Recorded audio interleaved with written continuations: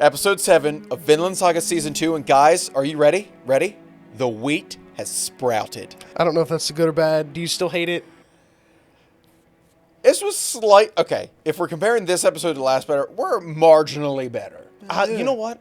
I'll take it. You know, because take it. I did smile. I laughed a few times because I think the whole situation that was going on with, I'm going to butcher this, but with Kittle.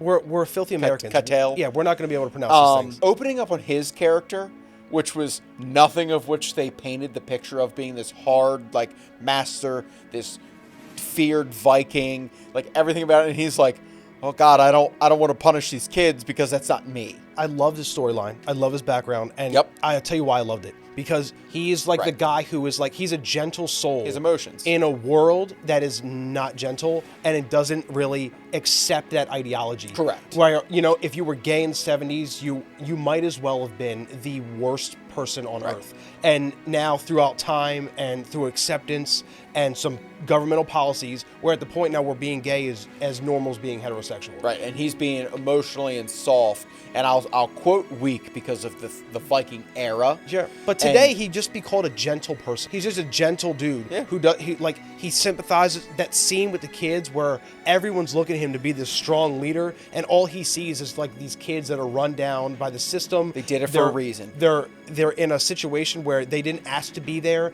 They're literally stealing so they could help feed their family. Their father's gone and dead. Their mother's sick.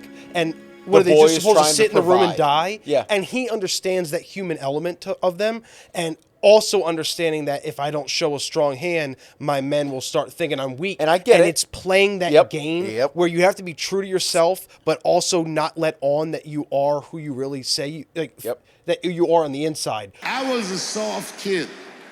I was sensitive, I'd cry easily, and I would be scared to fist fight. And my mother used to tell me this thing, I don't even know if you remember, but you said this to me more than once. You said, son, sometimes you have to be a lion so you can be the lamb you really are. He is a gentle soul in a world that does not accept gentle. And I love having somebody's storyline play out in this world. And the fact that he's Thorfinn's master is going to be amazing to me because I think now that I know his ideology, soft Thorfinn will like blend together and he'll feel like he's like a father figure almost. I'm hoping it goes that route. Well, here's the thing. You would ultimately, if Cattell's helper, bookkeeper, didn't step up, Thorgil and Snake were probably going to kill the kid. I do not doubt that they would have done something severe. Like I mean, they were going to flog him, which, looked painful. It definitely And did. He was roughed up, and he was protecting his sister. I mean, she could have took 5 of the 20. With that, without him stepping up, because then it's like, and then you saw him breaking down with his wife, I assume that's his wife, which I thought that mistress was his wife, the one that oversees A&R's girlfriend. Yeah, right. No, I figured that was his wife, but I get the sense that it's like a slave that he got that eventually, it might be a daughter, or it's somebody in his life that he is like, obviously there's going to be backstory about how he got opened up to this person and like why he feels comfortable being himself in front of that person. And I'm sure we'll get that in an episode or two. But like I said, I am excited to see the possibility of Thorfinn actually getting another good fatherly figure. I have another possible character development that I feel like you're just going to gush over. Who? So the kids that they're bringing into the farm, the 2 ones that they beat, boy and the girl, fatherless boy is not going to, I think he's going to gravitate towards Thorfinn. He might. Personally. I don't know if they're going to be a part of the season anymore. I kind of think they will because they made it was a whole episode. Yeah. They made a big deal about how they're going to be part of the farm. They're going to earn their keep. They're going to pay back the money. They're going to do all this. Move the mother here. Like, obviously the mother's sick. So working there and having them close, like, ultimately everything that this master's giving them and decided for them, it's all positive. It's better than what they had. They had a way to make ends meet. They're going to eat. Because the punishment that Kettle was trying to administer was the proper one to me. I think you didn't need the flogging. You didn't need to cut arms off. I felt like it was a show of force enough. Extreme. But in this world, though, they don't take a lot. That is weakness in the eyes of the average Viking in this world. Oh God, they would have overturned him. And I love how Kettle didn't even recognize his son after he had been to war. It was like he even in a scene where he looked at him and said, "I can't believe it's my son, and I'm terrified of him." Yeah. He's scared of his son. And then the other son, who we've built up with a little bit. He has his dad's demeanor. Yeah, yep, 100%. It makes sense now. It does. So he wants to be the warrior because you feel that that's what you have to be. Yep, but And he knows it's not who he is. Nope. And see, this is the season taking we these go. stories and they're Slice just of life. blending them together. Here we go. That just make them go, son of a bitch, this is a beautiful story. And it's already happening. You just have to accept it. And what I did I'm still trying to convince him that it's a good season so far. I don't know if we're ever going to get there, but I'm going to try my damnedest. This is what made me chuckle in this episode, was when they're growing and the little baby piece of wheat came up. And Thorfinn's crouched down and be like, it looks weak. Well, it does. Looks frail.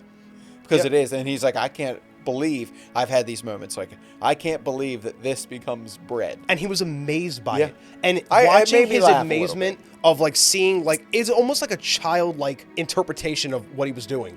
And Yeah. I just love it. I'm here for it so much. Don't get me wrong. I could have definitely benefited. You see the beautiful little baby wheats, and then a head be rolling.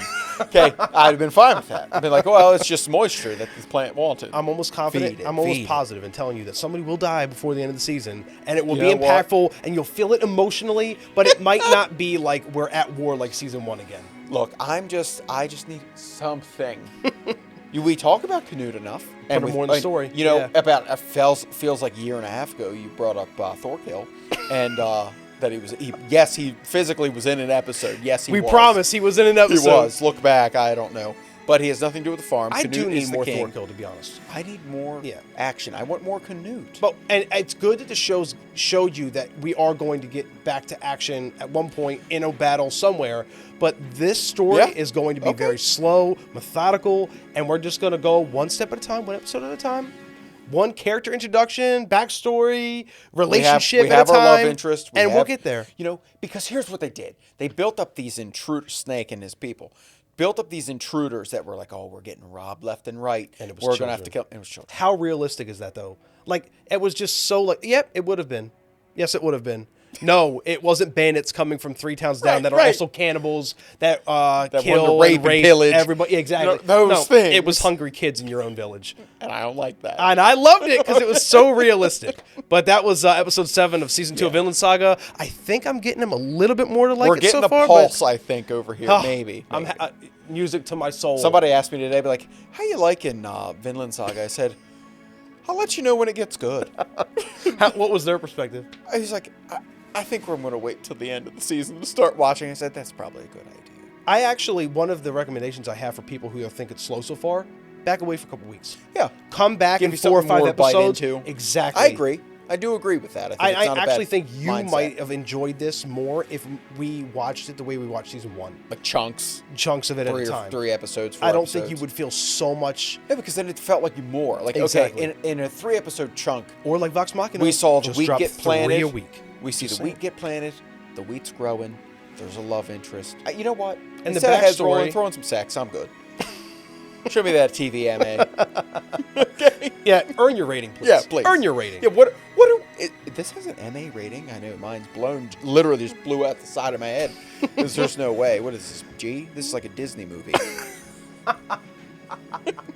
And I'm here for every I gotcha. episode. Episode 7, Vinland Saga Season 2. We'll catch you next time.